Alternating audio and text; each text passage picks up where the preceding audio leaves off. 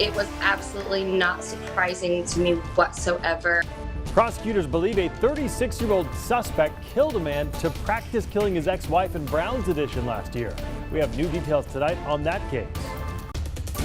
Also, the FDA has expanded Pfizer's COVID vaccine authorization to kids ages 12 to 15. Today, we're explaining next steps for getting that vaccine to teens and tweens.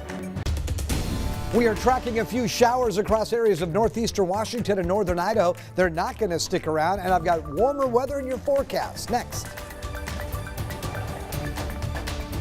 Good evening and thank you for joining us for KREM 2 News at 5. I'm Mark Hanrahan. Welcome everyone. I'm Whitney Ward. We have new details tonight that are starting to emerge about the suspect who is accused of shooting his ex-wife outside of his home in Brown's Edition last year. Now Spokane County prosecutors don't believe it was the suspect's first murder. In fact, they now believe the 36-year-old suspect killed a man to practice killing his ex-wife, and prosecutors wanted to merge those two murder cases. But as KREM 2's Amanda Rowley reports tonight, their request has now been declined twice. In August last year, Spokane police arrested 36-year-old Nathan Beal for the murder of his ex-wife, Mary Schaefer. Mary flew into Spokane to pick up her children at Beal's home in Brown's Edition. Detectives believe Beal shot and killed her as she was getting out of her car. Beal is charged with premeditated murder and is currently held in Spokane County Jail on a $1 million bond. Meg Priest was Mary's soon-to-be sister-in-law. She tells me losing Mary almost a year ago is a loss they feel every day. There'll never be anything that justifies what happened to her for us. There'll never be anything that takes away that pain for our family of what happened to her. A few months before Mary's death, detectives believed Beal was the suspect who shot and killed a homeless man. Court documents say a lab analysis of the 9mm pistol found at Beal's apartment and shell casings at each of the crime scenes confirmed it was the same gun used to kill Adam Bull and his ex-wife. According to court records, prosecutors believe Beal used Bull to practice killing his ex-wife. It was absolutely not surprising to me whatsoever, especially considering the lengths at which he went to verbalize how much planning he was going into to kill Mary. Last fall, prosecutors wanted to merge the two murders so that Beal would be tried for both cases at once, but the judge denied the request, ruling it would unfairly prejudice the jury. But new evidence came forward in February this year. A Spokane County inmate told police Beal admitted to shooting Bull out of curiosity and to practice. The inmate claimed Beal solicited him to kill a list of people, including his own mother and his ex-wife's fiancé. Beal even wrote up a contract agreeing to sell his property in exchange for paying his bail. Prosecutors believed this was enough evidence to support its theory about the connection of the two murders and merge the cases. But the judge declined it again because there was not a sufficient connection between the two murders. The best thing that we can do is honor who she was. Do our very best to make sure that other people don't end up the same statistic. Beal's trial is scheduled for October 4th. Amanda Rowley, KREM 2 News. The FDA announced just this afternoon it is expanding emergency use authorization for Pfizer's COVID-19 vaccine for children ages 12 to 15. So the FDA action will be followed by the advisory committee's meeting currently set for Wednesday. A draft agenda posted online says the vote would happen early Wednesday afternoon. The Biden administration has said around 15,000 pharmacy locations across the country will quickly be able to start administering those vaccines to kids as young as 12 once it is approved by health officials. They are also now working to get more pediatricians and family doctors to start offering the COVID vaccine in their offices. So parents, we have a question for you. If the Pfizer vaccine is ultimately approved, would you let your 12 to 15-year-old actually get it? Let us know what you think by texting your answer to 509-448-2000. Today, hospital leaders provided an update on the state of COVID-19 cases and vaccinations here across Washington. The State Hospital Association CEO, Cassie Sauer, says the state is starting to see a plateau in COVID cases as well as hospitalizations.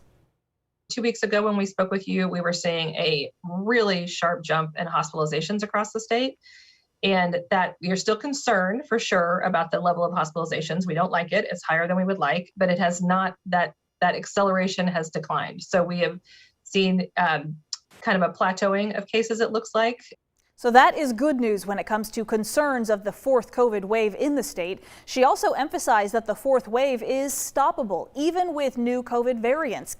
Getting vaccinated, wearing a mask, and social distancing all help fight the virus. She also said the state currently has a very large supply of vaccines that need to be used up. She says compared to earlier, it's much easier now to get a vaccine, and she's encouraging everyone who can to get one as soon as possible. Now to tracking the coronavirus in Spokane County, the Spokane Regional Health District is reporting 98 new cases today. That brings the total number of cases to 43,078 since the start of the pandemic. No new deaths were reported today. As of right now, 77 people are in the hospital being treated for the coronavirus. And if you still need to get your COVID vaccine, tomorrow you could head down to Avista Stadium and end up getting a free hot dog with your shot. The clinic will be administering the single-dose Johnson & Johnson vaccine. Again, the event is taking place tomorrow there at Avista Stadium. It's from 3 to 6 p.m. and you can sign up at save509.com. An Idaho man who participated in the January 6th attack on the U.S. Capitol was back in federal court today. 34-year-old Josiah Colt from Meridian pleaded not guilty to the charges against him. He was photographed inside the Senate chambers and bragged on social media about breaching the Capitol building. He is facing 4 criminal charges, including disorderly and disruptive conduct in a restricted building or grounds and violent entry and disorderly conduct in a Capitol building. Colt is one of more than 300 people now charged in connection with that Capitol riot and one of 3 Idahoans arrested. If convicted, Colt faces up to 20 years in prison. All right, let's talk weather. It was a decent start to the work week with temperatures hitting the mid-60s. Meteorologist Tom Sherry joining us here in the studio tonight. And Tom, it looks like things are just getting warmer from here. Absolutely. Tracking temperatures climbing into the 70s starting on Tuesday and continuing all the way through the weekend. So it's going to be a really nice warm week. The average high is about 66, so we'll be up into the low to mid 70s at times this week. It'll be partly cloudy this weekend, still low 70s in the forecast, but a chance of rain showers on both Saturday and Sunday, especially in the late afternoon hours. You can see the satellite radar pictures show some shower activity across areas of northeastern Washington and northern Idaho. There's a closer view. We had some rain here on the South Hill just within the last 30 minutes. Look for the showers to decrease once the sun sets tonight. Right now we're at 63 degrees, although the wind is calm, so we've got, comfortable temperatures out there right now. We'll look for an overnight low of 44, and I talked about those 70s, 72, mostly sunny expected on your Tuesday. We'll talk about that and your weekend forecast, which again is calling for low 70s this weekend. 7-day outlook coming up in a few minutes. All right, Tom, thank you very much.